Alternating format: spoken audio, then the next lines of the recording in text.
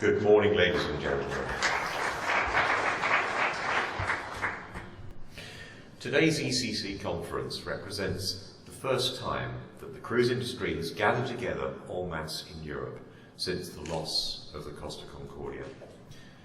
It's therefore appropriate that we open today's proceedings with a full and frank analysis of the industry's response to that event, so that we can reassure all interested parties that safety is, as it always has been, the cruise industry's first priority. But before I do so, please also allow me this opportunity to once again express the industry's collective sympathy for those families who lost loved ones, and for all those who were on board on that fateful evening. The best tribute we can pay to their memories is to learn the lessons from this dreadful accident, to apply those findings as quickly as possible, and to work even harder to ensure that nothing like this ever happens again. To that end, I'm pleased to be able to offer you some of my thoughts on how the industry and the regulators can move forward together in our common goal of preventing future accidents. The cruise industry is already a highly regulated industry. International and European legislation dictates the design, build and operation of our ships, and are rigorously enforced by a robust and efficient inspection regime. It is this regulatory regime, constantly improved and updated, and implemented on board by professional and committed officers and crews, that's given the cruise industry what is actually a truly remarkable safety record. Cruising is and remains the safest form of vacation, but pride in our record should never be acquainted with complacency. Our commitment to safety is absolute. As an industry, we are acutely aware that unless our guests have confidence in the safety of our ships, we do not have a business. And so we've got every reason to perform to the highest standards. As the Concordia incident so dramatically illustrates, there can never be any certainty that the myriad systems and procedures we already have in place are foolproof. To recognise this fact is in itself a strength, a sensible acknowledgement that safety is a journey, not a destination. And anyone who thinks that safety can ever be done is simply not thinking about safety in the right way.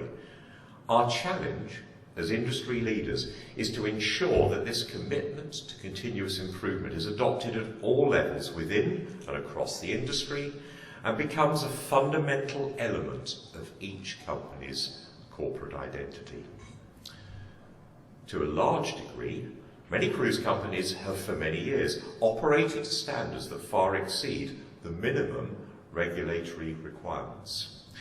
Immediately following the Concordia incident, there was, however, a truly remarkable coming together of the industry, which manifested itself in the establishment of a pan-industry operational safety review. This body was established not only to learn the lessons from Concordia, but to identify and implement any findings on a voluntary basis globally and with immediate effect. This is a far-reaching commitment by the industry that we believe will deliver the greatest safety benefits in the fastest possible time frame.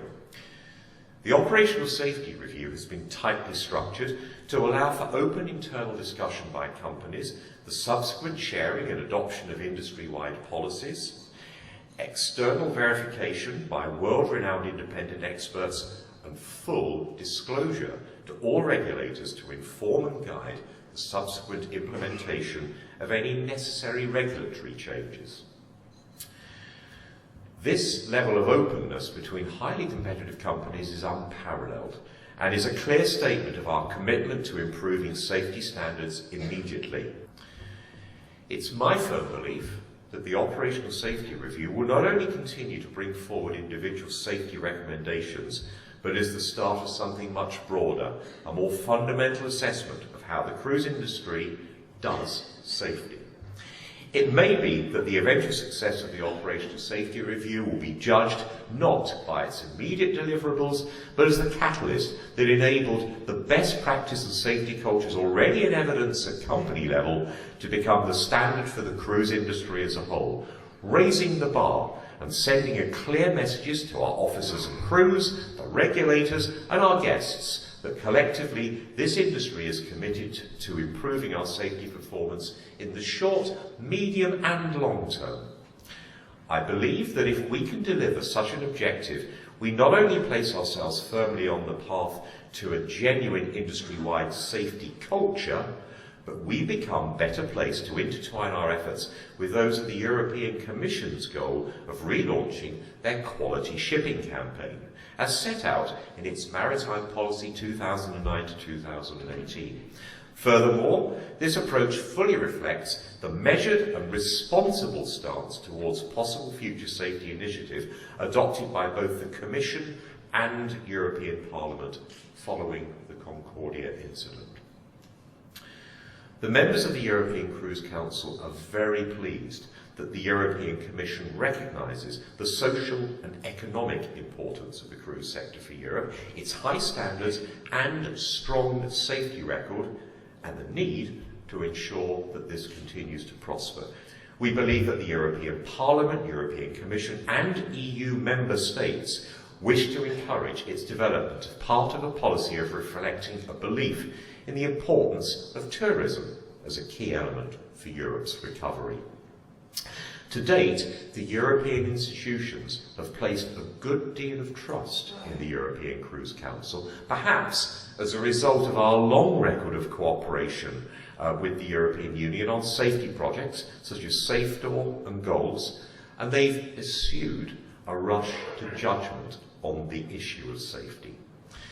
By the efforts we've undertaken to date, most notably via the Operational Safety Review, the cruise industry is now repaying that trust. Going forward, we're aware that the Operational Safety Review needs to continue to deliver far more reaching safety initiatives and to ensure that these are accompanied by equally robust audit and inspection procedures. The cruise industry recognises that there must be full transparency to the safety procedures we adopt. And once the Operational Safety Review has concluded its work, we also need to ensure that all cruise companies have in place a very robust system of continuous improvement and transparency in the way we examine our processes and procedures. Ladies and gentlemen, I believe that the cruise industry must aim, as it does in so many other aspects, to lead the way in maritime safety, to develop and embrace a safety culture that cuts across all campaigns, that constantly challenges and probes existing procedures, that recognises that when it comes to safety there is no such thing as a routine task, that believes we are all responsible for each other, and where all employees feel empowered to intervene if they observe unsafe behaviour. Safety is the cruise industry's #1 priority. Our target now must be to continue to ensure that cruise ships remain the safest vacation option and the safest part of the shipping industry in which we work. Ladies and gentlemen, thank you very much.